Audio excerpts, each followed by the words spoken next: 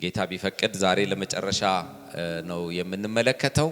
ባለፈው ትዝ ይላችሁ ከሆነ ስለ ዘሩ ነው ስንመለከት የነበረው ከእግዚአብሔር ቃል እግዚአብሔር ስላዘጋጀው ልዩ ዘር ሃሌሉያ ስለ ልዩ ዘር ነው ስንመለከት የነበረው እና አራት የተለያዩ ክፍሎችን ስናይ ነበር። የመጀመሪያ ይሄ ዘር በአስደናቂው የእግዚአብሔር ጸጋ ተስፋ የተገባልን ወይም ደግሞ የተስፋ ቃል የተነገረለት ዘር ነው ብለናል። በሁለተኛ ደረጃ በእግዚአብሔር ልዩ ሉዓላዊነት ደግሞ የተጠበቀ ዘር ነው ብለናል። ሶስተኛ በእግዚአብሔር ልዩ ውሳኔ የሚኖር ዘር ነው ብለናል። የሚኖር ዘር ነው እና አራተኛ ደግሞ የሚዘራ ዘር ነው ብለናል። የሚዘራ ዘር ነው እና ዛሬ የምንነጋገረው ደግሞ ዘሩ ንጹህና ቅዱስ የሚያነጻና የሚቀድስ ዘር ነው። ሃሌሉያ! ዘሩ ንጹህና ቅዱስ ነው፣ የሚያነጻና የሚቀድስ ዘር ነው። በዮሐንስ ወንጌል ምዕራፍ 12 ላይ ትዝ ይላችሁ ከሆነ ሁልጊዜ የምናሰባቸው የእግዚአብሔር ቃል ክፍሎች ናቸው። ዮሐንስ ወንጌል ምዕራፍ 12 እና ኢሳይያስ ምዕራፍ 53 እና ዮሐንስ ወንጌል ምዕራፍ 12 ላይ እንደምታስታውሱት ብዙ ጊዜም ደግሞ እንዳነበብነው ከግሪክ ወገን የሆኑት ሰዎች መጡና ከሩቅ ቦታ መጥተው ፊልጶስን ለመኑት ይላል። ኢየሱስን አሳየን ብለው ለመኑት። እርሱም ደግሞ ሄደና ለእንድሪያስ ነገረው። ፊልጶስና እንድሪያስ መጡና ኢየሱስን ሊያዩህ ይወዳሉ ብለው ነገሩት። የዚህን ጊዜ ኢየሱስ ሰዓቱ እንደደረሰ ተረዳ እና የሰው ልጅ ከብር ዘንድ ሰዓቱ ደርሷል። እውነት እውነት እላችኋለሁ የስንዴ ቅንጣት በምድር ላይ ወድቃ ካልሞተች እና ፍሬ ካላፈራች ብቻዋን ትቀራለች። ወድቃ ግን ፍሬ ብታፈራ ግን ብዙዎችን ለእርሷ ታፈራለች። ነፍሱን የሚጠላ በዚህ ዓለም የሚጠላ ያገኛታል፣ ለዘላለም ሕይወት ይጠብቃታል። ነፍሱን የሚወድ ደግሞ ያጠፋታል። የሚያገለግለኝ ቢኖር ይከተለኝ ካለ በኋላ አሁንስ ነፍሴ ታውካለች፣ ምን እላለሁ? አባቶይ ብትወድስ ይቺ ሰዓት ትለፍ ከኔ፣ ከዚች ሰዓት አድነኝ። ነገር ግን ስለዚህ ምክንያት ወደዚች ሰዓት መጣሁ ብሎ ይናገራል። እና ጌታ ኢየሱስ ሰዓቱ መድረሱን ያወቀው እርሱን ለማየት የሚፈልጉ ሰዎች በመምጣታቸው ግድ በማለታቸው አሁን በቃ ያዘር የሚገለጥበት ጊዜ ደረሰ። የሚገለጥበት ጊዜ ብቻ ሳይሆን ያዘር የሚዘራበትና ሌሎችን ብዙዎችን የእርሱን አይነት የሚያፈራበት ጊዜ ደረሰ። ሰዓቱ ደረሰ። ከዛ ሰዓቷ ደግሞ አስፈሪ ናት። ምክንያቱም ባለፈው ነግሬያችኋለሁ፣ ወደ መሬት ወድቆ መሞት በጣም ከባድ ነው። ምክንያቱም ሲሞት ነው እንግዲህ ብዙዎች የሚወጡት። ስንዴዋ ቅንጣት ስትሞት ነው ብዙ ሆና የምትወጣው እና ያ ፕሮሰስ በጣም ከባድ ነው። ስለዚህ ይህን ሰዓት በጣም ከባድ ስለሆነ ጌታ ኢየሱስ በተለያየ ጊዜ በተለያየ ስፍራ የእግዚአብሔር ቃል እንደሚነግረን ስለዚች ሰዓት ሲያስብ ይታወክ ነበረ እና ይጨነቅ ነበረ፣ ይጸልይ ነበረ። በቃ ከዚች ሰዓት አድነኝ ብትወድስ፣ ግን ደግሞ ለዚች ብዬ ነው ወደዚህ ሰዓት የመጣሁት ይላል። ለዚህ ፐርፐዝ ነው የመጣሁት። ክብር ለጌታ ይሁን። ስለዚህ ጌታ ኢየሱስ ያንን ጽዋ ተቀበለ፣ እኔና እናንተን አፈራ። ኢሳይያስ 53 ላይ የሚነግረን እንደዚሁ ተመሳሳይ ቃል ነው። ኢሳይያስ 53 ላይ እግዚአብሔር ምን ያህል በልጁ እንደጨከነ አስቀድሞ በትንቢት ሲነግረን እናያለን። እግዚአብሔርም በደዌ ያደቀው ዘንድ ፈቀደ። ነፍሱን ስለ ኃጢአት መስዋዕት ካደረገ በኋላ ዘሩን ያያል፣ እድሜውም ይረዝማል፣ የእግዚአብሔርን ፈቃድ በእጁ ይከናወናል። ከነፍሱ ድካም ብርሃን ያያል፣ ደስም ይለዋል። ክብር ለጌታ ይሁን። እግዚአብሔር የፈቀደው በደዌ ምን ይለው ዘንድ ነው? ያደቀው ዘንድ ነው። የሁላችንንም በደል በእርሱ ላይ ካደረገ በኋላ በዚህ ከፍተኛ ህመም፣ በዚህ ፔይን፣ በዚህ ደዌ ያደቀው ዘንድ ድቅቅ ያደረገው ዘንድ ታያላችሁ ምን ያህል ከባድ ሰዓት እንደሆነ። እግዚአብሔር ፈቀደ። ነፍሱን ስለ ኃጢአት መስዋዕት ካደረገ በኋላ ግን ዘሩን ምን ይላል? ያያል። ይሄ ዘር የሚበዛበት ሰዓት ነው። ይሄ በደዌ መድቀቅ ወይም ደግሞ ለኃጢአት መስዋዕት ማድረግ በጣም ከባድ ነው። ግን ከዛ በኋላ ይሄ ዘር የሚበዛበት ሁኔታ ነው። ስለዚህ ዘሩን ያያል፣ እድሜውም ይረዝማል፣ የእግዚአብሔርን ፈቃድ በእጁ ይከናወናል። ጻድቅ ባሪያዬም በእውቀቱ ብዙዎችን ያጸድቃል፣ ደስ ይለዋል። ክብር ለጌታ ይሁን። ስለዚህ ይሄ ዘር ዛሬ የምንመለከተው በእነዚህ ሁሉ ነገሮች መካከል ዘሩ ቅዱስ ነው፣ ዘሩ ንጹህ ነው። እንደምታስታውሱት መጽሐፍ ቅዱስ በግልጽ እንደሚነግረን ዘፍጥረት ምዕራፍ 3 ላይ የሰው ልጅ ኃጢአት ሲያደርግ ከእግዚአብሔር ተለየ፣ ሞተ። የሞተበት ምክንያት ምንድነው? ኃጢአት ሁለንተናውን ወረሰው። ሰውን ሙሉ በሙሉ ኃጢአት አደረገው። በኃጢአት ተወረሰ የሰው ልጅ። ስለዚህ በዚያ ሁኔታ ከእግዚአብሔር ጋር ህብረት ማድረግ አይቻልም። ኃጢአት በደል ነው። ኃጢአት ወንጀል ነው። ወንጀልነቱ በደልነቱ ግን በእግዚአብሔር ላይ የተሰራ መሆኑ ከባድ ያደርገዋል። ኃጢአትን ከባድ ያደረገው ከሌሎች ሁሉ ከባድ ያደረገው በእግዚአብሔር ላይ የተሰራ በደል ስለሆነ ነው። በእግዚአብሔር ላይ የተሰራ ወንጀል ስለሆነ ነው። በእግዚአብሔር ላይ ባይሆን ኖሮ ይሄ ሁሉ ባልመጣ ነበር። ግን ኃጢአት በእግዚአብሔር ላይ የተሰራ በደል ነው። ስለዚህ ነው እግዚአብሔርን የበደለው ሰው ያጠፋው እግዚአብሔርን ነው። በእግዚአብሔር ላይ ነው የተነሳው፣ በእግዚአብሔር ላይ ነው ያመፀው። ኃጢአት አመጽ ነው። ስለዚህ የሰው ልጅ ሙሉ በሙሉ በኃጢአት ተበከለ። ኃጢአት በአንድ ሰው ምክንያት ወደ ዓለም ገባ ይለናል ጳውሎስ ሮሜ ላይ። ስለዚህ ምክንያት ኃጢአት በአንድ ሰው ምክንያት ወደ ዓለም ገባ፣ እንደዚሁ ሞት ለሰው ልጆች ሁሉ ደረሰ ይላል። የኃጢአት ደሞዝ ምንድነው?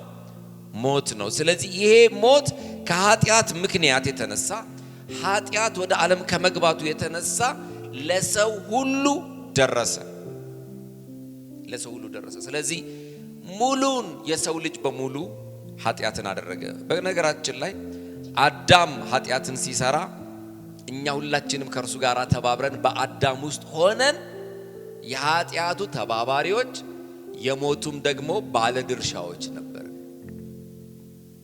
የኃጢአት ተባባሪዎች ነበርን፣ የሞቱም ደግሞ ተካፋዮች ነበርን፣ የሞቱም ደግሞ ባለድርሻዎች ነበርን። ለሰው ሁሉ የደረሰው ሞት በአዳም ላይ ሲመጣ ደርሶብናል።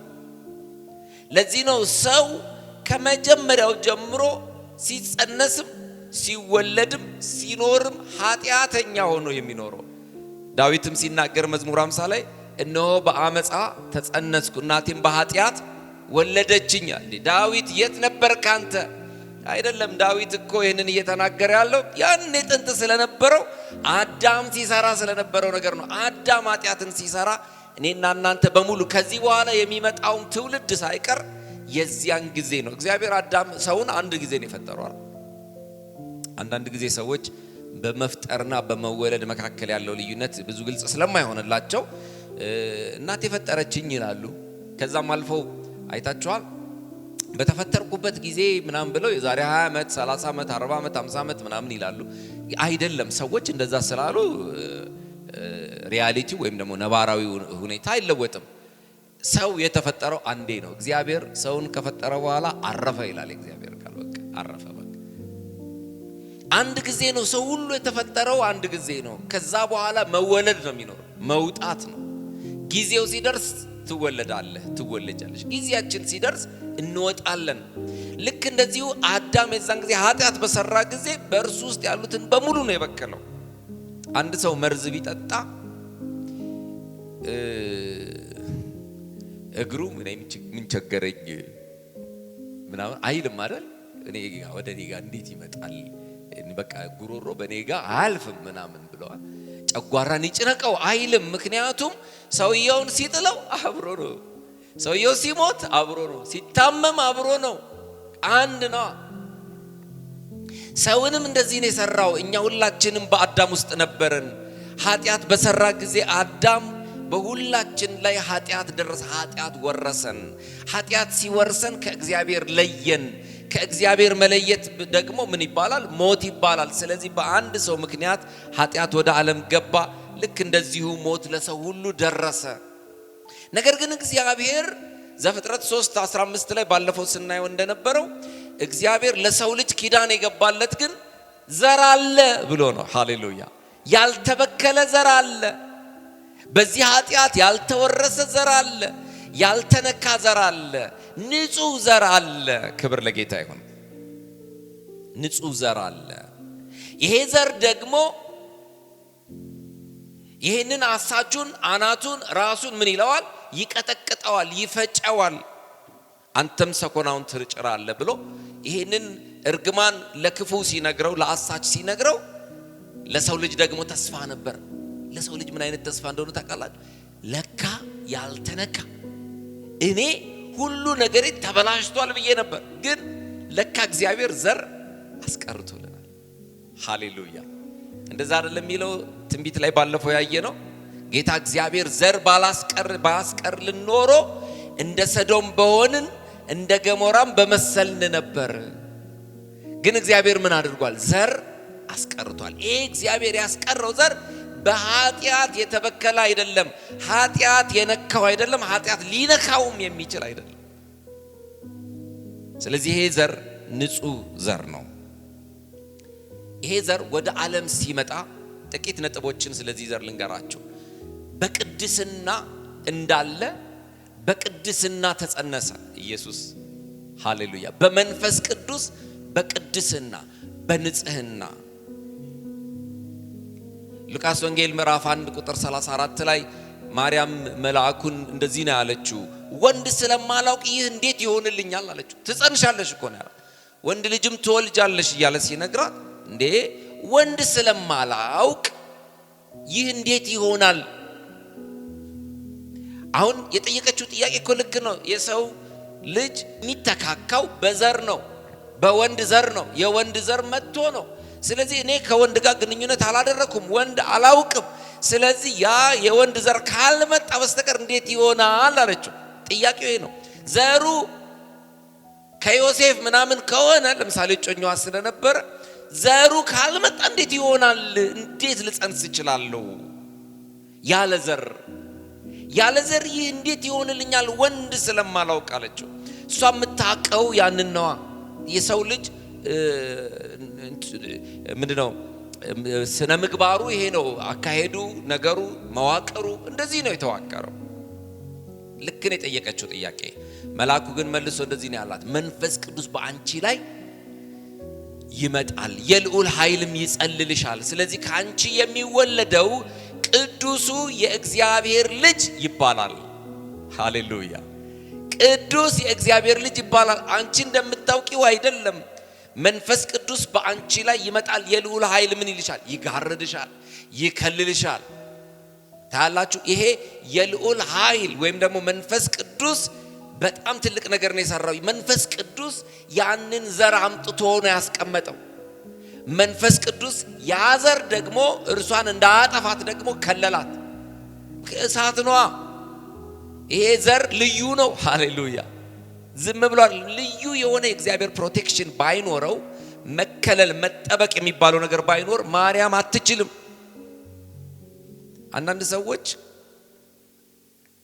አንዳንድ ሰዎች ይሄን በቃ መረዳት ለአእምሮ ስለሚከብድ በድንግልና ተወለደ የሚለው ነገር አይገባቸው። እንዴት ሊሆን ይችላል? ትናንትና ማታ አንድ ጽሑፍ እያነበብኩ ነበርና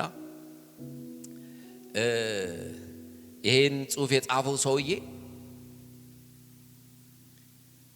እንደዚህ ይላል፣ ዓለምን በሙሉ ያበላሸው ኢየሱስ ነው ይላል።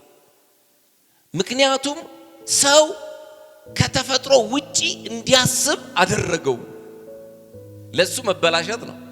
ይሲ አሁን ከተፈጥሮ ውጪ የሆነ ነገር እንዲሰራ ወይም ደግሞ ከተፈጥሮ ውጪ የሆነ ነገር እንዳለ እንዲያስብ ያደረገው ኢየሱስ ነው። ይሄ ነው እንጂ ሁላችንም በተፈጥሮ ብናስብ ኖሮ ችግር አልነበረውም ብሎ ይፈላሰፋል። እና ሰውየው እያለ ያለው ምንድነው ታውቃላችሁ? በቃ ዝም ብለን ሌላ ነገር ለተፈጥሯዊ የሆነውን ነገር አንደርስታንድ እንዳናደርግ ሆነን ብንኖር ጥሩ ነበር ብሎ የሞት አድቮኬት ሆነ ስለ ሞት ይነግረናል። ኢየሱስ ግን ሕይወት ስለሆነ ሃሌሉያ፣ እርሱ በባህሪው ከዚህ ውጪ ከኛ አእምሮ ውጪ ስለሆነ ዘሩ የተቀመጠው ከሰው መረዳትና ከሰው ስርዓት ውጪ ስለሆነ ሲመጣም እንደዛ ነው የመጣው። አንዳንድ ሰዎች መረዳት ደግሞ ሲያቅታቸው እንደዚህ ይላሉ፣ ማርያም ፈጠረችው ብለው ሲናገሩ ሰምታችኋል። በጣም የሚገርም አሳዛኝ ትምህርት ነው። ማለት የፈለጉት እኮ ምን እንደሆነ እንኳን አያውቁትም ሰዎች። ግን ማርያምን የፈጠራት እኮ ነው መልሶ እንደገና በእርሷ የተቀመጠው። ስሙ ይባረክ። ታያላችሁ፣ የሰራት እሱ ያስቀረውት ዘር አለ ብሎ ይሄው መጣው ብሎ ገባ እና ተቀመጠ። ኢየሱስ ጌታ ነው። ስለዚህ ይሄ ዘር ሲመጣ ይዞ የመጣው ባህሪ የተለየ ባህሪ ነው። ንጹህ የሆነ ባህሪ ነው። ቅዱስ የሆነ ማንነት ይዞ ነው የመጣው። ስለዚህ በዚህ ዓለም የሰው ስርዓት ውስጥ ሲንቀሳቀስ በዚህ ዓለም ያለው ማንኛውም ነገር አገኘው ማለት አይደለም። ሲመጣ እንደዛ ነው የመጣው። ማቴዎስም ላይ ይህንን ሲናገር የኢየሱስ ክርስቶስ ልደት እንደዚህ ነበረ ብሎ ማቴዎስ ይተርክልናል። ምዕራፍ 1 ቁጥር 18 ጀምሮ ብታነቡት እናቱ ማርያም ለዮሴፍ በታጨች ጊዜ ሳይገናኙ ከመንፈስ ቅዱስ ጸንሳ ተገኘች። እጮኛ እኮ አላት፣ ግን ሳይገናኙ ሰው በሚያስበው አይነት ስርዓት ሳይሆን ሳይገናኙ ከመንፈስ ቅዱስ ጸንሳ ተገኘች። እጮኛዋ ዮሴፍም ጻድቅ ስለሆነ ሊገልጣት ስላልወደደ በስውር ሊተዋት አሰበ። እርሱ ግን ይህን ሲያስብ እነሆ የጌታ መልአክ በሕልም ታየው፣ እንዲህም አለ፣ የዳዊት ልጅ ዮሴፍ ሆይ ከእርሷ የተጸነሰው ከመንፈስ ቅዱስ ነውና እጮኛህን ማርያምን ለመውሰድ አትፍራ። አንተ እንደምታስበው አይደለም፣ እንደ ሰው ስርዓት የመጣ ዘር አይደለም። በእርሷ ውስጥ ያለው ዘር የተለየ ነው። ከማን ነው? ከመንፈስ ቅዱስ ነው። ስለዚህ እጮኛህን ለመውሰድ አትፍራ፣ ልጅ ትወልዳለች። ከዚህ ስርዓት ውጪ የሆነ ከዚህ ስርዓት ውጪ የሆነ በመንፈስ ቅዱስ የሆነ ስሙ ይባረክ። ዮሴፍ አንተ በምታስበው መንገድ ግን አይደለም። ስለዚህ ተጠንቀቅ፣ ስህተት እንዳትሰራ ተጠንቀቅ። መልአክ ያስመደበ ልዩ አሰራር ነው። ሃሌሉያ!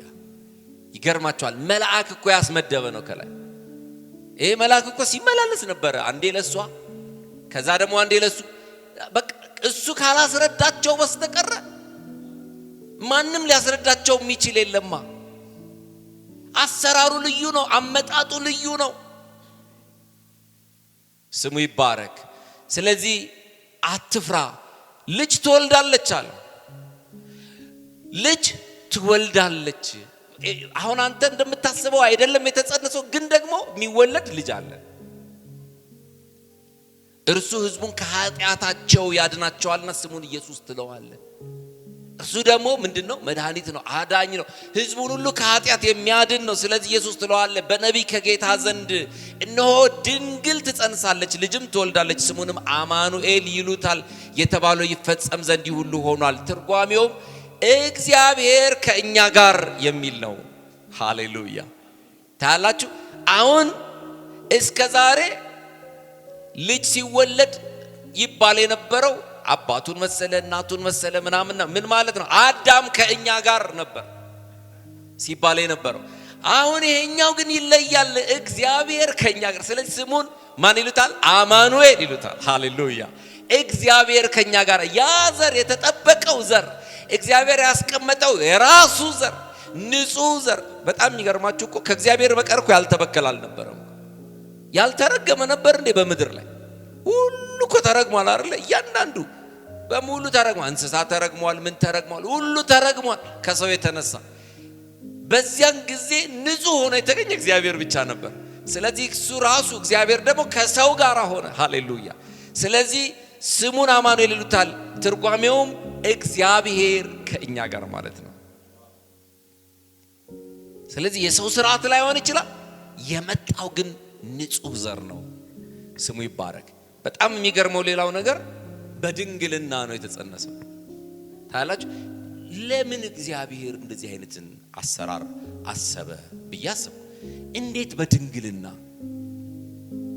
እንዴት እንደ ሰው ስርዓት እንዳልሆነ ለማሳየት ነው። ስለ ማርያም ብቃት፣ ስለ ማርያም ችሎታ፣ ስለ ማርያም ቅድስና፣ ስለ ማርያም ለተፈጥሯዊነት ምናምን ለማሳየት ሳይሆን የተደረገው ድርጊት ከሰው ስርዓት ውጪ የሆነ መሆኑን ሰው እንዲረዳው ነው ድንግል የጸነሰችው። ኢየሱስ ጌታ ነው። ስለዚህ ይሄ ንጹህ ዘር ወደ ዓለም መጣ። ፀሐይ በመስታወት ሲገባ አይታችኋል? የፀሐይ ብርሃን ብዙ አቧራዎችን ብዙ ትቢያዎችን ምናምን እያለፈ እንደዚህ በመስታወት ስትመለከቱ የጠዋት ፀሐይ ሲገባ አይታችሁ ከሆነ አቧራው ምናምኑ ይታያል። በዚያ ሁሉ ውስጥ አልፎ ግን ፀሐዩ ብርሃኑ ቤታችሁ ሲገባ ግን ፀሐይ ብርሃኑ አቧራ የለውም አይደል? ለምን ነው ታውቃላችሁ? that's the nature። የፀሐይ ብርሃን ከአቧራ ጋር ከምን ጋር አይቀላቀልም፣ ብቻውን እንደዛ ነው ባህሪው። ልክ እንደዚሁ የእግዚአብሔር ልጅ ኢየሱስ ያ ዘር ወደዚህ ምድር ሲገባ ምንም እንኳን ወደ ተበከለ ዓለም ውስጥ ቢገባ የሱ ባህሪው የሚቀላቀል ስላልሆነ የሚደባለቅ ስላልሆነ ንጹህ ስለሆነ ንጹህ እንደሆነ ተጸነሰ። ስሙ ይባረክ። ስለዚህ ሮሜ ላይ ጳውሎስ ይህንን ሲናገር ስለዚህ ምክንያት ኃጢአት በአንድ ሰው ወደ ዓለም ገባ፣ በኃጢአት ሞት እንደዚሁ ኃጢአትን ስላደረጉ ሞት ለሰው ሁሉ ደረሰ ብሎ ይነግረናል። ታላችሁ ኃጢአት ልክ እንደዚህ እንደገባው ቅድስና፣ ንጽህና፣ ሃሌሉያ ልዩ የሆነው የእግዚአብሔር ስጦታ ደግሞ እርሱን ይዞ እንደዚሁ መጣ። ሃሌሉያ። ነገር ግን ስጦታው እንደ በደሉ መጠን እንደዚያ አይደለም ብሎ ቁጥር 15 ላይ ይነግረናል። በአንድ ሰው በደል ብዙዎች ሞተዋልና ነገር ግን የእግዚአብሔር ጸጋና በአንድ ሰው በኢየሱስ ክርስቶስ ጸጋ የሆነው ስጦታ ከዚያ ይልቅ ለብዙዎች በዛ። አንድ ሰው ኃጢአትን በማድረጉ እንደሆነው መጠን እንደዚያው ስጦታው አይደለም። ፍርድ ከአንድ ሰው ለኩነኔ መጥቷልና ስጦታው ግን በብዙ በደል ለማጽደቅ መጣ። በአንዱም በደል ሞት በአንዱ በኩል ከነገሰ ይልቁንም የጸጋ ብዛትና የጽድቅን ስጦታ ብዛት የሚቀበሉ በአንዱ በኢየሱስ ክርስቶስ በኩል በሕይወት ይነግሳሉ ይላል። ታላችሁ ልክ ኃጢአት እንደዚህ እንደገባው ልክ እንደዛው ደግሞ ያ ንጹህ የሆነው ቅዱሱ ሕይወት እንደዚሁ ገባ። ክብር ለጌታ ይሁን። ዘሩ ከመጀመሪያው ጀምሮ የተጠበቀ ዘር ነው ብለናል ባለፈው። ስለዚህ ይሄ ዘር በንጽህና በልዩ የመንፈስ ቅዱስ ጥበቃ ተጸነሰ። ያም ብቻ አይደለም። ይሄ ዘር በምድር ላይ በኖረ ጊዜ ምንም እንኳን ምድር የተበከለች ብትሆን እርሱ ግን ኃጢአት አልነካው፣ ኃጢአት አታውቀው። ዕብራውያን ምዕራፍ 4 ላይ የእግዚአብሔር ቃል እንደዚህ ይላል። ምዕራፍ 4 ቁጥር 15 ላይ ከኃጢአት በቀር በነገር ሁሉ እንደኛ የተፈተነ ነው እንጂ በድካማችን ሊራራልን የማይችል ሊቀ ካህናት የለንም ይላል። ታላችሁ ኢየሱስ ተመልከቱ፣ ተወለደ አይደለ? ኢየሱስ ተወልዶ ከተወለደበት ጊዜ ጀምሮ እስከ መጨረሻው እስኪሞት ድረስ ኢየሱስ ኃጢአት አልሰራም። እንደ ማንኛውም ሰው ግን ኢየሱስ ተመላልሷል። በዚህ ምድር ላይ ምግብ በልቷል፣ ከሰዎች ጋር ተቀምጧል፣ አውርቷል፣ ሁሉን ነገር አድርጓል። በነገር ሁሉ የተፈተነ ነው። በምድር ላይ የነበረ ፈተና የተባለ ነገር በሙሉ አግኝቶታል። ከምን በቀር? ከኃጢአት በቀር። ኃጢአት ግን አልነካው። ከኃጢአት በቀር። እንዴት ለአንዳንድ ሰዎች ይህ አይገባቸውም? እንዴት? ኢየሱስ እኮ በጣም የሚገርማችሁ ምን አይነት ትሁት እንደነበረ በበረት እኮ ሲወለድ እኔ እኮ የተጠበቅኩ ዘር ነኝ፣ ለዘመናት እኮ እንደዚህ አይነት ቆሻሻ ቦታ ታመጡኛላችሁ አላለም። ቦታው ቆሻሻ ቢሆንም እርሱን እንደማይነካው ግን ያውቃል። በዙሪያው ያሉ ነገሮች ሁሉ ቆሻሻ ቢሆኑም ወደዚህ የቆሸሸ ዓለም እንደሚመጣ ያውቅ ነበረ። ስለዚህ ኔቸሩ፣ ማንነቱ፣ ባህሪው የማይቀላቀል ነበር። ኢየሱስ ልጅ ሆኖ በነበረበት ጊዜ እኮ ትዝ ይላችኋል። በ12 ዓመቱ በቤተ መቅደስ ጥለውት ሄደው ሲመለሱ እኔና አባትህ እኮ እየፈለግንህ ምናምን ስትለው በአባቴ ቤት እንድኖር ይገባኛል ከማለት ውጪ ሌላ ነገር አልተናገረም በልጅነቱ። እናንተ ደግሞ ዝም ብላችሁ ነው እኔ እኮ የእግዚአብሔር ልጅ ነኝ የዮሴፍ ልጅ ነኝ እንዴ ብለው አላለም። እኔና እናንተ ብንሆን ይሄኔ ስንት አውርተናል። ልጆች ሆነን እኮ ታውቃለህ አይደለ የኛ ቤት እኮ ትልቅ ነው የኛ እኮ እንትናለን ምናምን ሁሉ ብለን እኮ እንጎርራልና እኔ እኮ የሰማይና የምድር ጌታ ነኝ ብሎ አልኮራም። እኔ እኮ አባቴ እንደዚህ ነው ምናምን አላለም። he was so humble በዚህ ምድር ላይ ሲኖር እና ያ ቅዱስ ያ ጻድቅ በዚህ ምድር ላይ ሲኖር ከኃጢአተኞችና ከቀራጮች ጋር ቁጭ ብሎ ሲበላ ሌሎች እኮ ራሳቸው ኃጢአተኞች ሆነው ግን ረጃጅም ቀሚስ የነበራቸው በምድር ላይ ደግሞ ታዋቂ መምህር ስልጣን ያለው ምናምን ስለተባሉ ሰዎችን ሲንቁ እርሱ ግን አልናቀም። ከኃጢአተኞች ጋር ቁጭ ብሎ እኮ ይበላ ነበር። ከነ ጴጥሮስ ጋር ሰው ይኖራል። እነ ጴጥሮስ የመጡበት ስፍራ እኮ በጣም ቆሻሻ ስፍራ ነው። አሳ ማጥመድ ከዛ እኮ ነው የመጡት። እነሱ ቤት ውስጥ ይገባል። እነሱ ጋር ገብቶ እኮ አብሮ ይበላ ነበር። ትዝ ይላችኋል አይደል? አማቱ በንዳድ ታማ ገባና ዳሰሳት። ወዲያው ተነስታ አገለገለቻቸው። አብሮ ቁጭ። እንደዛ አይነት ቤት እኮ መምህር እኮ ገብቶ የሚቀመጥበት አይደለም። ኢየሱስ ግን እንደዛ ነበር። በዚህ ምድር ላይ የተጸየፈው ማንም የለም። ኃጢአተኞችን ዳሷል፣ ለምጣሞችን ነክቷል፣ ዳሷል። ደም የሚፈሳቸው ሴቶች እሱ ጋር ሲመጡ ነክተውታል። ብዙ ኃጢአተኞች ከእርሱ ጋር ነበሩ። ብዙ ቆሻሻ ሰዎች ጋር አብሮ ነበረ። ኃጢአት ግን አልነካው። ኃጢአተኞችን ነክቷል። ኃጢአት ግን ወደሱ አልተላለፈም። ኔቸሩ፣ ባህሪው። ክብር ለጌታ ይሁን። ትዝ ይላችኋል የዮሐንስ ወንጌል በጣም የምንወደው ቃል ነው። ዮሐንስ ወንጌል ምዕራፍ 8 ያቺ በምንዝር የተያዘች ሴት ትዝ ትላችኋለች። ሰዎች ሊወግሯት እያሯሯጡ እያሳደዱ ይዘው ማን ጋር መጡ? ኢየሱስ ጋር መጥቷል። ከዛ በኋላ ይቺ ሴት በምንዝር ተገኝታለች፣ ስታመነዝር ተገኝታለች፣ ልትወገር ይገባታል። ኢየሱስ በምድር ላይ የሆነ ነገር ጻፈ። ከዛ በኋላ ቀና አለና ነገራቸው፣ ከናንተ ኃጢአት የሌለበት ይውገራት። ከዛ ጎንበስ አለና እንደገና ጻፈ። ከዛ እያንዳንዳቸው ከትላልቆቹ ጀምሮ እስከ ሕፃናቱ ድረስ ሲያስቡት ለካ እነሱ from the beginning ኃጢአተኞች ናቸው። ማንም የለም። ስለዚህ አንድ ባንድ እያሉ ሄዱ። ማን ቀረ? ኢየሱስና ሴትዮዋ ብቻ ቀሩ። አልወራ ከሳሾች ወዴት አሉ? የሉም። ሄዱ። ጌታ ሆይ አላውቅም። ሄዱ። ኃጢአተኞች ናቸው። ሄዱ። አንዳንድ ሰዎች ብዙ አይነት ግምት ይገምታሉ። እዛ ያሉ ሰዎች እንዴ ከሷ ጋር ተኝቷል ነው። ኖ አይደለም። እንደሱ ሊሆን ይችላል፣ ላይሆን ይችላል። ግን ኃጢአተኞች እንደሆኑ ምን ያውቃሉ? አይሁድ ከሕፃንነታቸው ጀምሮ ሲማሩት ከሚያውቋቸው ትምህርቶች አንዱ ኃጢአተኛ ነህ የሚል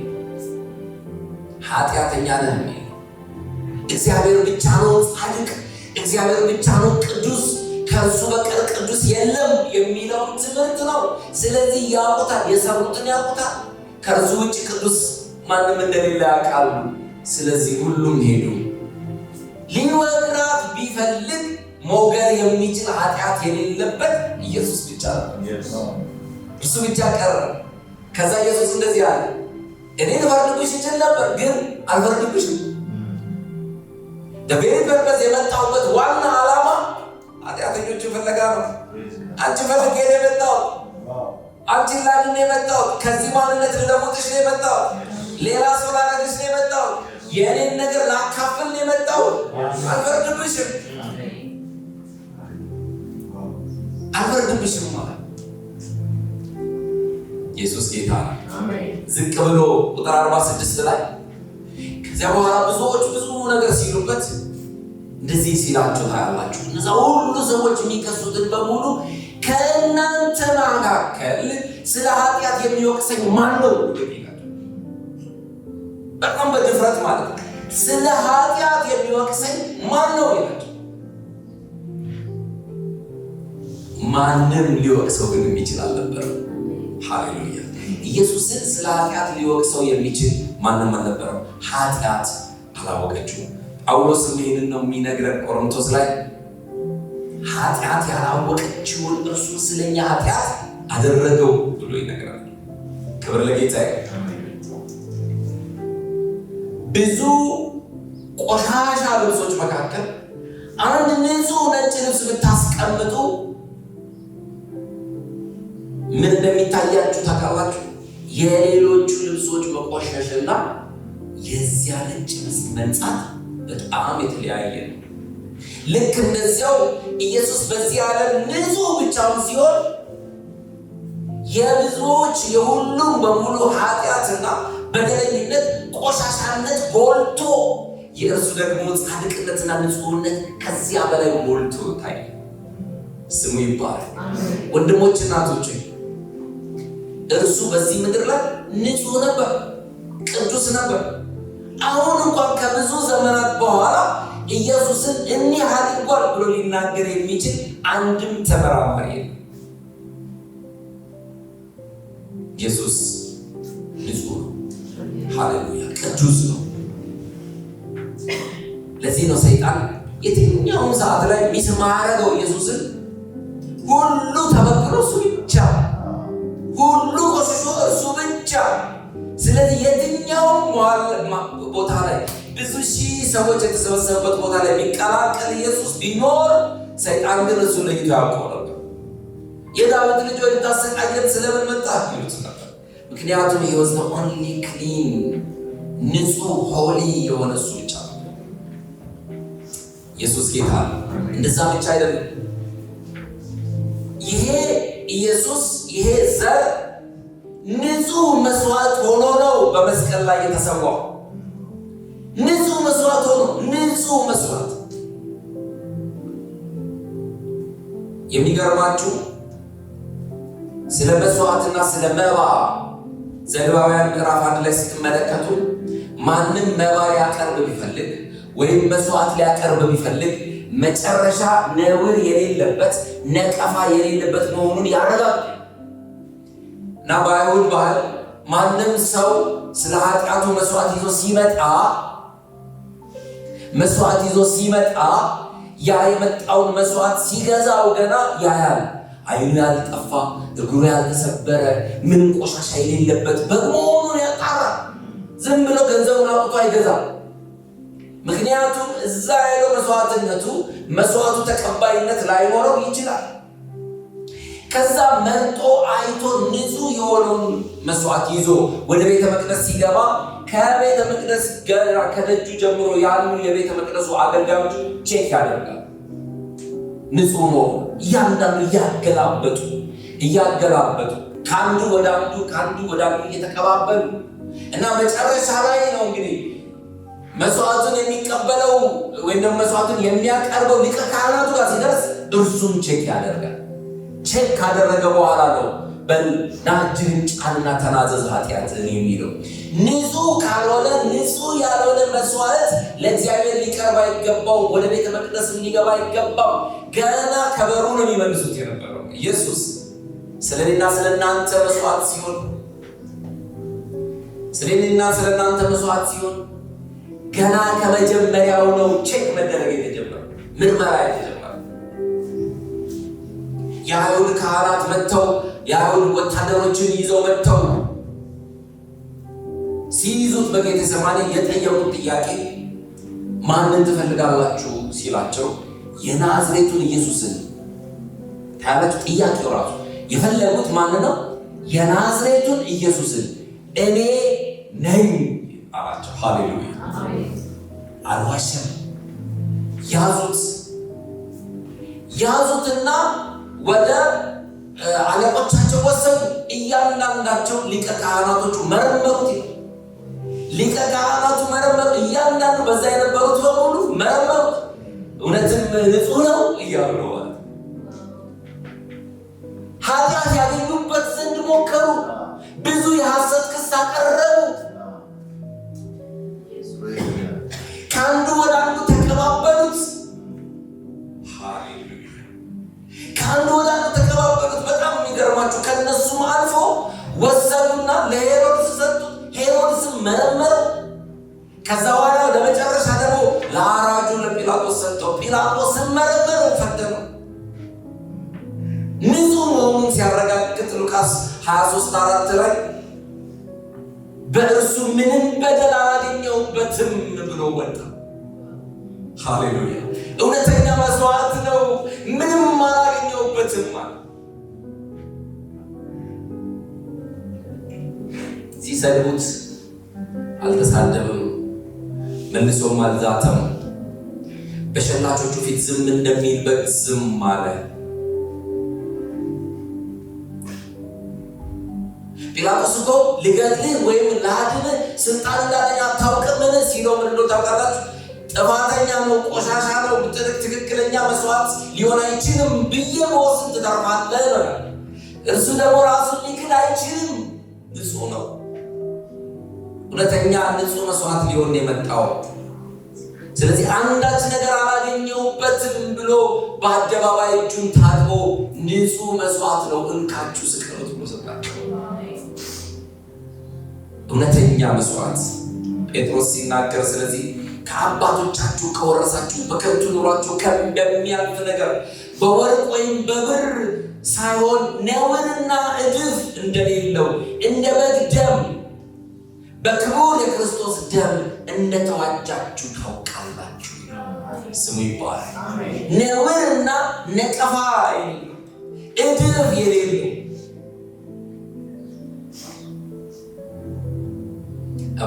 ለዕብራውያን ጸሐፊ በጣም ለአይሁድ በጣም ግልጽ የሚገባቸው ነው። ስለ መስዋዕት ያውቁ ነበረ። ዕብራውያን 9:11 ላይ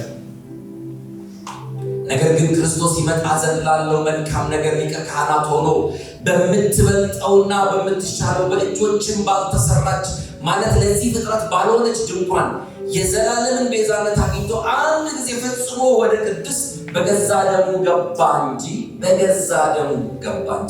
በፍየሎችና በጥጆች ደም አይደለም።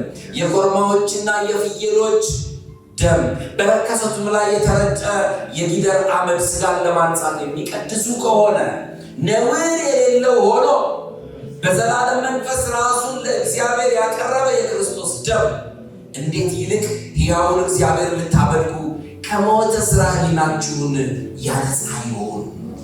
ሃሌሉያ! ምን አይነት ንጹሕ መስዋዕት ነው ይሄ መስዋዕት! ታላችሁ ሌላ ነገር ብቻ ሳይሆን ሕሊናን እንኳን ከሞተ ስራ ያነጻል። ሃሌሉያ! ሕሊናን እንኳን ለዚህ ነው ንጹሐን የሆን ነው። ክስ የሌለበት። ሃሌሉያ! ኢየሱስ ጌታ ነው። ዮሐንስም እንደዛ አስቀድሞ የተናገረው ነበር አይደል? በነገውም ኢየሱስ ወደ እርሱ ሲመጣ አይቶ ዮሐንስ ወንጌል ምዕራፍ 1:29 ላይ መጥምቁ ዮሐንስ እነሆ የዓለምን ሁሉ ኃጢአት የሚያስወግድ የእግዚአብሔር በግ ያ ንጹሕ በግ አላቸው። ለእነሱ ይገባቸው ነበር። ትዝ ይላችኋል። ለአብርሃም እኮ ያ በግ ሲመጣለት ከምድር ላይ እኮ ብዙ በጎች ነበሩ። በቃ ችግር የለውም ይስሐቅን ተወውና ሂድና በግ ይዘና አላለውም። እግዚአብሔር አዘጋጀለት መስዋዕትን። እንዲህ ነው ይሄ የተስፋው ቃል ዘሩ ይሄ ነው። እኔ ያስቀመጥኩት ዘር፣ እኔ ያስቀመጥኩት ንጹሕ በግ፣ እውነተኛው መስዋዕት ይሄ ነው። ስለዚህ መጥምቁ ዮሐንስ ያንን ሲናገር በዚያ ለነበሩ ሰዎች ይገባቸው ነበር። እንዴት እግዚአብሔር ለአብርሃም በምሳሌ ያሳየው ያ ዘር ይሄ ነው ማለት ነው። ሃሌሉያ! እውነተኛ መስዋዕት ሆኖ ኢየሱስ ስለና ስለናንተ እርሱ ቅዱስ ነው። መስዋዕቱን ቅዱስ ነው። እውነተኛ ዘር ነው። ሃሌሉያ! የሚገርማችሁ እኮ ብዙ መስዋዕት እኮ ተሰውቷል። ብዙ ሰው በመስቀል ላይ ተሰቅሏል። በመስቀል ላይ መሰቀሉ ሳይሆን ዋናው ነገር በመስቀል ላይ የተሰቀለው ማን ነው? ወንጀለኞች እኮ በእርሱ በግራና በቀኝ እኮ ተሰቅለዋል። በመካከል የተሰቀለው እኮ ትልቁ ወንጀለኛ ብለው ነው እነርሱ ትልቁ ወንጀለኛ ያሉት፣ ግን ቅዱሱ መስዋዕት ብሎ እግዚአብሔር አብ ተቀበለው።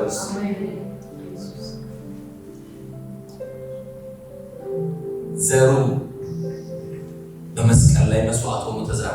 ያ ቅዱስ ዘር፣ ያ ንጹህ ዘር ሃሌሉያ ሲነሳ በቅድስና የሚገርማችሁ ሞት ይዘው ዘንድ አልቻለም የተባለው ደግሞ ታውቃላችሁ። ሞት ሊይዘው የሚችለው ኃጢአተኛን ብቻ ነው። የኢየሱስ ትንሣኤ ለእኛ የማይገርመን ስላችሁ መነሳቱ እርግጥ እንደሆነ እስቲ ቆይ ተነስቶ ይሆን አይሆን ብለን ቼክ የማናደርግበት ዋናው ምክንያት ከባህሪው እርሱ ሞት ይዘው ዘንድ የሚችል አይደለም። እርሱ ንጹህ ነው። ሞት ይዘው ዘንድ አይችልም። መበስበስ በእርሱ ዘንድ የለም። ኢየሱስ እንደዚህ ነው ያለው፣ ብቻዋን ትቀራለች፣ ብትሞት ግን ትበሰብሳለች የሚል ቃል አልተጠቀመም። ብዙ ታፈራለች፣ ብዙ የማይበሰብሱ ታፈራለች።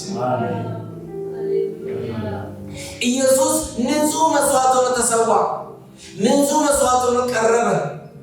ወሰዱና ቀበሩት። ነገር ግን በሶስተኛው ቀን አላገኙትም። ያጣሩ የሄዱ ሰዎች ነበሩ። እነ መግደላዊት ማርያም ወይኔ ጌታዬን ወስደውታል ምናምን ደረት ሊደቁ ሲሉ መልአኩ ያላቸው ሕያውን ከሙታን መካከል ስለምን ትፈልጉታላችሁ? ተነስቷል እንጂ በዚህ የለም። ይህ የእርሱ ስፍራ አይደለም። ለእርሱ ማንነት የሚመጥን አይደለም። እርሱ የወደቁትን ሊያነሳ ዝቅ አለ እንጂ የሞቱትን ሕያው ሊያደርግ ዝቅ አለ እንጂ ሞት የሚገባው አልነበረም። ባህሪው አልነበረም። ሞቶ የሚቀር አይደለም። ማንነቱ ዘሩ ንጹሕና ቅዱስ ስለሆነ በሞት ቀንበር ተይዞ ሊቀመጥና ሊቀር አይችልም። በሞት ቀንበር ያሉትን ነፃ ሊያወጣቸው ይችላል። ሃሌሉያ እና ሞት ሆይ ይላል ጳውሎስ በውስጡ ሲያደርግበት ሴትን ሲያደርገው ደረቱን ነፍቶ ሞት ሆይ መውጊያ የት አለ? ሲኦል ሆይ ድል መንሳት የት አለ? የሞት መውጊያ ኃጢአት ነው። ግን እርሱ ምን ተደረገ? ተሰወረ። ስለዚህ የታለ መውጊያ? የታለ ማሸነፍ? የታለ ድል መንሳት? አሸናፊነት የታለ? ኢየሱስ ጌታ ነው። የማይበሰብስ የማይሞት። ለዚህ ነው ቅዱስን መበስበስን ያይ ዘንድ አትተው። መበስበስ የሚባለው ነገር በእርሱ ዘንድ አይሆንም። የለውማ ባህሪው የሚበሰብስ አይደለም። በሞት የሚያዝ አይደለም። ኮራፕሽን፣ በኃጢአት ምክንያት የመጣ ንቅዘት፣ መበላሸት እርሱን አላገኙም። ኢየሱስ ጌታ ነው። ስለዚህ ኢየሱስ ተነስቷል። ወገኖች ኢየሱስ ተነስቷል ስንል እኮ ዝም ብለን አይደለም እኮ። ሞት ከዚያ በኋላ ጉልበት አጣ፣ ማንነቱ ተሻረ፣ ስልጣኑ ተሻረ። ሞት በቃ ከዛ በኋላ ከንቱ ሆነ። ሞት ድል በመንሳት ተዋጠ ተብሎ ተጽፏል። ተዋጠ። ሞት ድል በመንሳት ተዋጠ። እኛም በትንሣኤው እንኖር ዘንድ አይ ቅዱሱ ዘር በቅድስና ተጸንሶ በቅድስና ኖሮ በንጽህና ኖሮ እውነተኛና ቅዱስ ንጹህ መስዋዕት ሆኖ ቀርቦ በቅድስና ተነስቶ ይህንን ቅድስና ወደ እኔና ወደ እናንተ አስተላለፈው።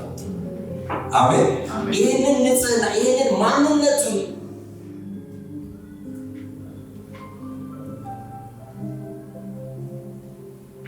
እቺ ስንዴ ነው ያለው አይደል? የስንዴ ቅንጣት ወድቃ በምድር ላይ ካልሞተች ፍሬ ልታፈራ አትችልም። ብቻዋን ትቀራለች። ብትሞት ግን ከዚያ በኋላ ብዙ ፍሬ ታፈራለች። ይህንን የተናገረው ጌታ ያ ዘር እርሱ በመስቀል ላይ ሲሰዋ እኔና እናንተ ተወለድን። በእውነት ቃል አስቦ ወለደን፣ በቃል ተወለድን። ለዚህ ነው ከኢየሱስ ክርስቶስ የሚወለዱ በሙሉ እንደርሱ ቅዱሳን ናቸው። እሱም ሲናገር እኔ ቅዱስ ነኝና በኑሯችሁ ሁሉ ምን ሆኑ አለ? ቅዱሳን ሁኑ። ምን ማለት ነው? ይሄ ቅድስና ሕይወት፣ ይሄ ንጽህና ማንነት ወደ እናንተ ተላልፏል። የእናንተ ኔቸር ተለውጧል። አትሞቱም ሲል ወይም ደግሞ በዚህ ዓለም ባለ ኃጢአትና ሞት አትያዙም ሲል ኔቸራችሁ ተለውጧል። ስለዚህ ትነሳላችሁ። ጳውሎስ ሲናገር ከእርሱ ጋር አብረን ከሞትን ከእርሱ ጋር አብረን እንነሳለን። ማንነታችን ተለውጧል። ከዚያስ ልክ እንደርሱ ደግሞ ኃጢአትን ልናደርግ ማንነታችን አይደለም፣ ባህሪያችን አይደለም፣ በኃጢአት ልንኖር አይደለም። አንደኛ ዮሐንስ ምዕራፍ 3 ላይ እግዚአብሔር ቃል እንደዚህ ይላል፣ ከእግዚአብሔር የተወለደ ማንም ኃጢአትን አያደርግም፣ ምክንያቱም ዘሩ በእርሱ ውስጥ ይኖራል። ከእግዚአብሔር የተወለደ ስለሆነ ኃጢአትን ሊያደርግ አይችልም። ዘሩ በእርሱ ውስጥ ምን ይላል? እስቲ ዘሩ በእኔ ውስጥ ይኖራል በሉ።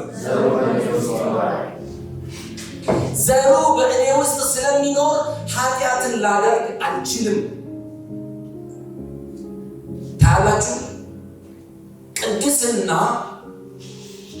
ወይም ደግሞ ንጽህና የተሞላበትን ህይወት የምንኖረው በትግል አይደለም። ሌላ ማንም ሰው ተወለደ፣ ሰው የሌለበት ቦታ በር ዘግታችሁ ብታሳድጉት ተመልከቱ።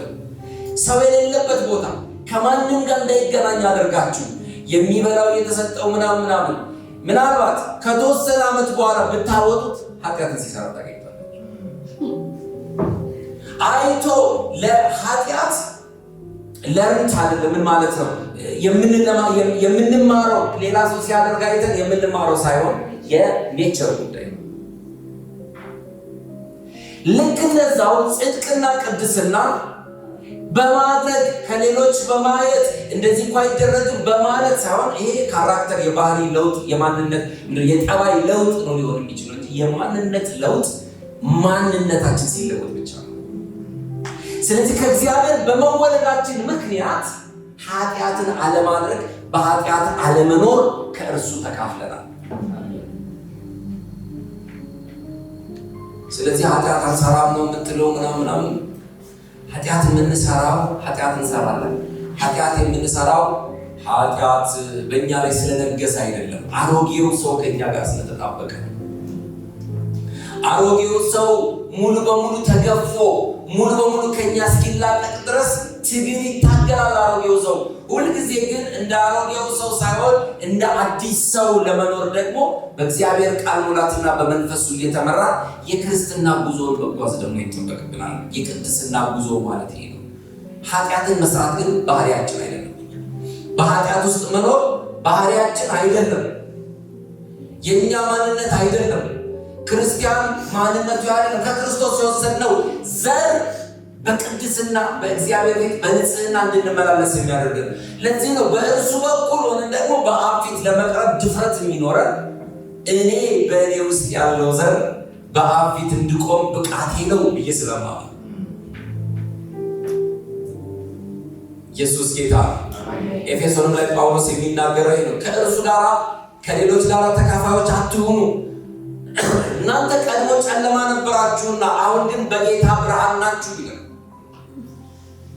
የብርሃኑ ፍሬ በበጎነትና በጽድቅ በእውነትም ሁሉ ነውና ለጌታ ደስ የሚያሰኘውን እየመረመራችሁ እንደ ብርሃን ልጆች ተመላለሱ። ታላችሁ ህይወታችን ሊሆን የሚገባው እንደ ምን ልጆች ነው? እንደ ብርሃን ልጆች ነው። የብርሃን ልጆች በጨለማ አይኖሩም።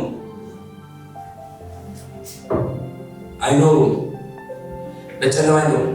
አሁን ኃጢአትን ለማሸነፍ የምትታገሉ ሰዎች ካላችሁ ትግሉን አቁሙና እኔ የወረስኩት ዘር ኃጢአትን ሊያሸንፍ የሚችል ሞትን የገለበጠ የዋጠ ነው። ስለዚህ ኃጢአት በእኔ ላይ ስልጣን የለህም በሉት።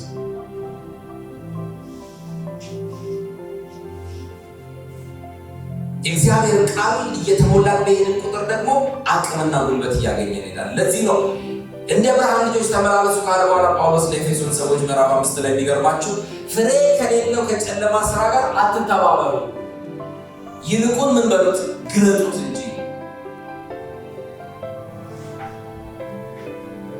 ኢየሱስ ክርስቶስ ጌታ። ይሄ ዘር በእኔና በእናንተ ያለው ዘር የሚቀላቀል ዘር አይደለም። ሁለተኛ ቆሮንቶስ 6:14 እንደዚህ ይላል። ከቁጥር 11 ጀምሮ ላንብበው። እናንተ የቆሮንቶስ ሰዎች ሆይ አፋችን ለእናንተ ተከፍቷል፣ ልባችንም ሰፍቶላችኋል። በእኛ አልጠበበባችሁም፣ በሆዳችሁ ግን ጠቦባችኋል። ልጆቼ እንደመሆናችሁ ግን እላችኋለሁ፣ እናንተ ደግሞ ብድራትን መልሳችሁ ተስማሙ። ከማያምኑ ጋር በማይመች አካሄድ አትጠመዱ። ጽድቅ ከአመፅ ጋር ምን ተካፋይነት አለውና? ብርሃንም ከጨለማ ጋር ምን ኅብረት አለው? ክርስቶስስ ከቤልሆር ጋር ምን መስማማት አለው? ወይስ የሚያምን ከማያምን ጋር ምን ክፍል አለው? ለእግዚአብሔርን ቤተ መቅደስ ከጣዖት ጋር ምን መጋጠም አለው? እኛ የሕያው እግዚአብሔር ቤተ መቅደስ ነንና። እንዲሁም እግዚአብሔር ተናገረ እንዲህ ሲል በእነርሱ እኖራለሁ፣ በመካከላቸውም እመላለሳለሁ፣ አምላካቸውም እሆናለሁ፣ እነርሱ ሕዝቤ ይሆናሉ። ስለዚህም ጌታ ከመካከላቸው ውጡና የተለያችሁ ሁኑ፣ እርኩስንም አትንኩ። ክብር ለጌታ ይሁን። ታላችሁ ስለ ባህሪው ነው የሚናገረው። ይሄ ማንነቱ እኔና እናንተ የተቀበልነው ማንነት ክርስቶስ ከቤልሆር ጋር ከሰይጣን ጋር አብሮ ተስማምቶ ሊኖር አይችልም። ኢየሱስ ሲመጣ ቅድም ነግሬያችኋለሁ፣ በተለያየ ቦታ የዲያብሎስ ዘር በሙሉ በየቦታ የነበሩት በሙሉ አጋንንት በሙሉ የዳዊት ልጆች ልታሰቃየን ስለምን መጣ ይሉት ነበር። ምክንያቱም ያውቁት ነበር እርሱ ሲመጣ እነርሱ መልቀቅ እንዳለባቸው፣ እርሱ ሲመጣ እነርሱ ሊኖሩ ነበር። ሊጋጠም አይገባም። የእግዚአብሔር ቤተ መቅደስስ ከጣዖት ጋር ምን መስማማት አለው? ብርሃን ከጨለማ ጋር ምን ኅብረት አለው? አሁን በብርሃን ከሆንን የጨለማ ስራ በእኛ ተጋጥሞ ሊኖር አይችልም። ስለዚህ ከመካከላቸው ውጡና የተለያችሁ ሁኑ። ሃሌሉያ። ቅዱስ ማለት በነገራችን ላይ የተለየ ማለት ነው፣ ልዩ ማለት ነው። ቅዱሱ የእግዚአብሔር ልጅ ስንለው ኢየሱስ ልዩ የሆንከው የማትቀላቀለው ማለት ነው። ስለዚህ ህይወታችን አይቀላቀልም፣ ንግግራችን አይቀላቀልም፣ ወንጌላችን አይቀላቀልም። ሊቀላቀል አይችልም። የምንናገረው ወንጌል ሊቀላቀል ይችላል። ለዚህ ነው ጳውሎስ ለተሰሎንቄ ሰዎች ሲጽፍላቸው በቃልና በኃይል በመግለጥ በመካከላችሁ አገለገልን እንጂ በመቀላቀል አይደለም። በሌላ ስፍራ ደግሞ በአንዳንዶች እንደነበረው ወንጌልን በመሸቃቀል አላገለገልም። እሱን አልቀላቀል ነው እንዴ? ወንጌል አይቀላቀልም። ክርስቲያናዊ ህይወት አይቀላቀልም። አማኝ ከዚህ ዓለም ጋር አይቀላቀልም። ጌታ ኢየሱስም በመጨረሻው ሰዓት ሲጸልይ ከዓለም ሰጠኸኝ፣ ከዓለም እንዲወጡ ሳይሆን በዓለም እንዲኖሩ፣ ነገር ግን ምን ትላል? እንድትጠብቃቸው። ታላችሁ ተቀላቅለው እንዲኖሩ አይደለም፣ በዓለም ይኖሩ። ለዓለም ብርሃን ናቸው። በዓለም ይኖሩ፣ ያንን እውነተኛውን ቅዱስ የሆነውን ዘር የሚገልጡ ናቸው፣ የሚታዩ ናቸው። ነገር ግን ደግሞ በዛ እንዳይነኩ አንተ ምን በላቸው? ጠብቃቸው። ክብር ለጌታ ነው። በዚህ ምድር ላይ ስንኖር ቅዱስ የሆነውን የክርስቶስን ህይወት ልንኖር፣ ይህንን ነው ሊያዩ ሲፈልጉ መጥተው ፊልጶስን የለመኑት። ይህንን ነው። ኢየሱስን ልናይ እንፈልጋለን፣ ቅዱሱን ልናይ እንፈልጋለን፣ ንጹሑን ልናይ እንፈልጋለን። የዚህ ጊዜ ኢየሱስ ሰዓቱ ደረሰ አለ። ብቻዬን አይደለሁም ከዚህ በኋላ እኔን የመሰሉ ብዙዎችን አፈራለሁ፣ እኔና እናንተ። ስለዚህ በዚህ ምድር ላይ ብዙ ቅዱሳን ይታያሉ፣ ብዙ ንጹሐን ይታያሉ። ስንጠራራ ራሱ ቅዱሳን እንባባል። ስለዚህ ቅዱስ ሆነን ሳንቀላቀል በእውነት ኢየሱስን በህይወት በአገልግሎት በንግግር በእያንዳንዱ ነገራችን ኢየሱስ የሚታይበት ያ ንጹሕ ቅዱስ የሆነው እርሱ የሚታይበት ህይወት በእኔና በእናንተ ያ የሚገለጥበት ጊዜ ነው። የፍጥረት ናፍቆት ይሄ ነው። የእግዚአብሔር ናፍቆት ይሄ ነው። እኔና እናንተ በእርሱ ቅድስና እንድንገለጥ፣ በእርሱ ንጽሕና እንድንገለጥ። ኢየሱስን ዞር ብሎ ማየት የሚፈልገው ዘር ይሄ ነው። ሃሌሉያ ክብር ለጌታ ይሁን። ስለዚህ ንጹህ የሆነውን ቃል እንያዝ። ንጹህ የሆነ ህይወት ይኑረን። ንጹህ የሆነውን ህይወት እንግለጥ። ንጹህ የሆነውን እርሱን ኢየሱስ ክርስቶስን ብቻ እንስበክ። እርሱን ብቻ እንግለጥ። ቆመን